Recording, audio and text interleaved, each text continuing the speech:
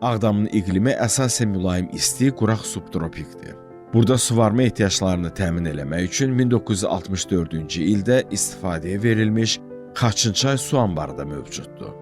Su anbarı ətraf mühitin ekosisteminə də təsir eləyərək ətrafda fərqli təbiət mənzərəsi yaradır.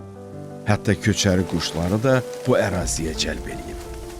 Xaçınçay su anbarının ətrafında yerləşən Fərrux dağı, Daşbaşı yüksəkliyi və Saxsağan dağ silsiləsi də bu ərazinin cazibəsini, təbiət gözəlliyini daha da artırır.